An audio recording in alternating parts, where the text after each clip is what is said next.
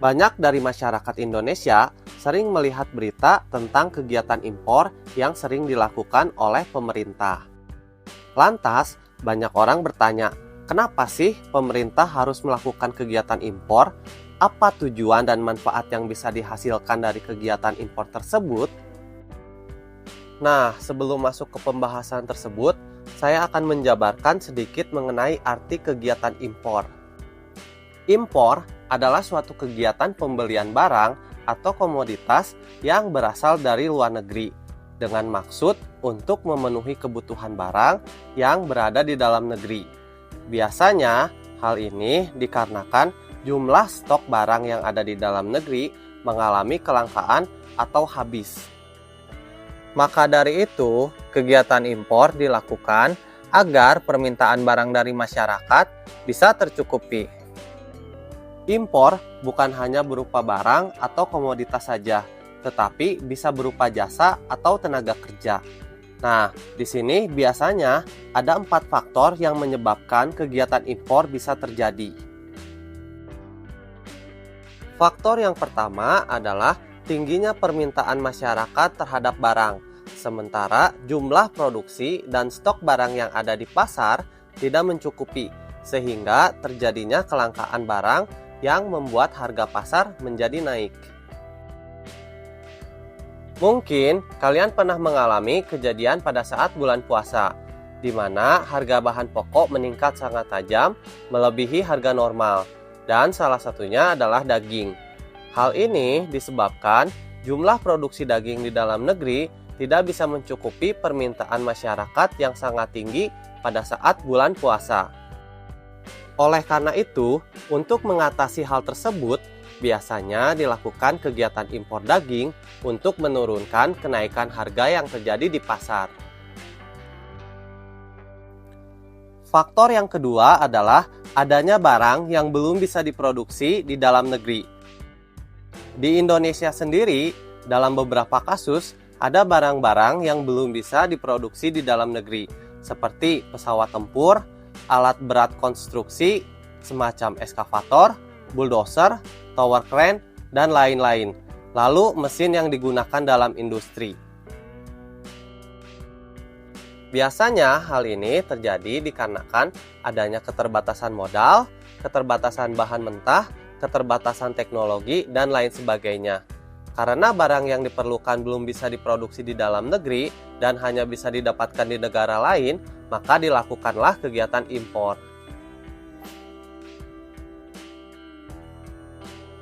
Faktor yang ketiga adalah adanya barang yang tidak bisa diproduksi di suatu negeri karena iklim dan letak geografis yang berbeda. Perbedaan wilayah geografis yang berada di bumi membuat iklim di setiap daerah memiliki perbedaan. Ada yang memiliki 2 musim, 4 musim, iklim dingin seperti di kutub, atau iklim panas seperti di gurun. Biasanya, wilayah yang mendekati kutub, hampir semua wilayahnya mengalami musim dingin yang sangat panjang, serta memiliki suhu dingin yang sangat ekstrim, sehingga banyak buah-buahan, pertanian, atau hewan ternak tidak bisa diproduksi di daerah tersebut, seperti beras, ayam, buah-buahan, dan lain sebagainya. Dan untuk mendapatkan barang-barang tersebut, diperlukanlah kegiatan impor dari wilayah yang berbeda.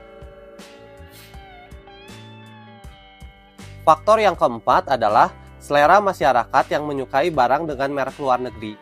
Di Indonesia sendiri, banyak orang yang ingin menggunakan barang dengan merek dari luar negeri, seperti otomotif, perhiasan, pakaian, makanan, dan lain sebagainya.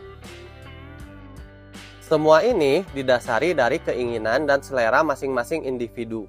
Tapi untuk sebagian orang, mereka lebih memilih barang dengan merek luar negeri, dikarenakan barang buatan luar negeri memiliki kualitas yang lebih baik dibandingkan barang buatan dalam negeri. Oleh karena itu, agar bisa mendapatkan barang dengan merek luar negeri tersebut, maka dilakukanlah kegiatan impor.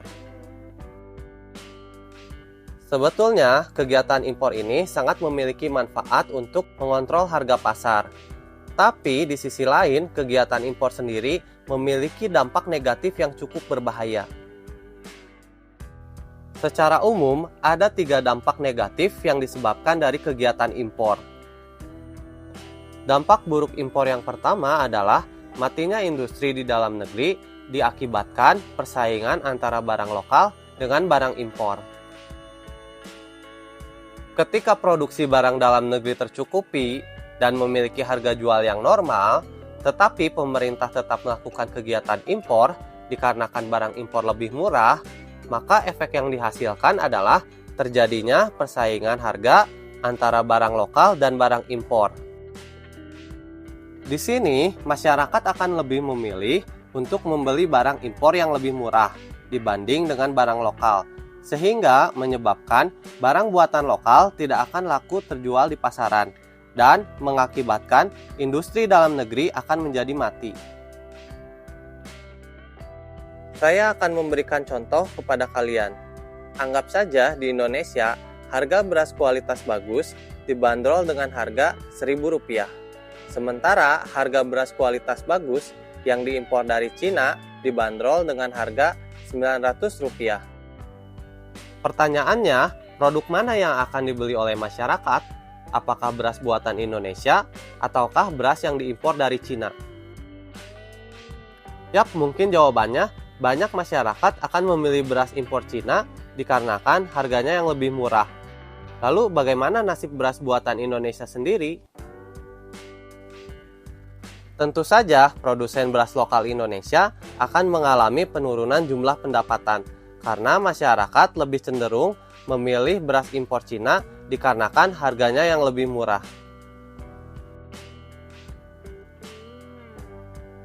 Dampak buruk impor yang kedua adalah meningkatnya angka pengangguran yang terjadi di masyarakat.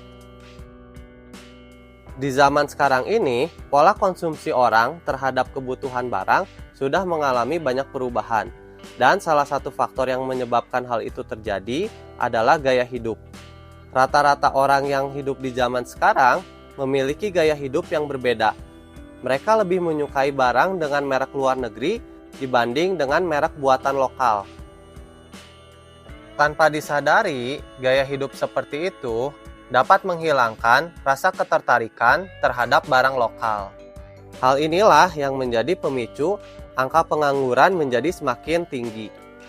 Karena barang-barang lokal yang ada akan menjadi kalah saing dengan merek luar negeri, sehingga banyak dari industri lokal yang akan menutup usahanya. Dan pada saat industri lokal tutup, maka banyak orang yang akan kehilangan pekerjaannya. Dampak buruk impor yang ketiga adalah anggaran negara yang dikeluarkan kurang tepat sasaran. Biasanya, ketika terjadi kenaikan harga yang diakibatkan kelangkaan barang, maka pemerintah akan melakukan impor barang dari luar negeri untuk menutupi kekurangan barang. Hal ini bertujuan agar harga pasar bisa menjadi normal kembali. Sebetulnya, kegiatan impor yang dilakukan pemerintah tersebut bertujuan untuk menstabilkan harga pasar. Namun itu hanya bersifat sementara dan dinilai kurang tepat sasaran. Seharusnya anggaran negara yang dipakai untuk kegiatan impor tersebut bisa digunakan untuk memodali pengusaha-pengusaha lokal agar bisa meningkatkan jumlah produksi barang dalam negeri, sehingga mampu mencukupi kebutuhan pasar. Itulah beberapa penjelasan mengenai dampak buruk impor yang bisa saya sampaikan di video kali ini. Teman-teman, pengetahuan mengenai sistem ekonomi itu sangat diperlukan. Jika tidak, maka akan berakibat buruk bagi banyak orang. Mungkin sekian saja yang bisa saya sampaikan. Apabila ada kesalahan kata atau materi, saya minta maaf dan kita bertemu lagi di video berikutnya.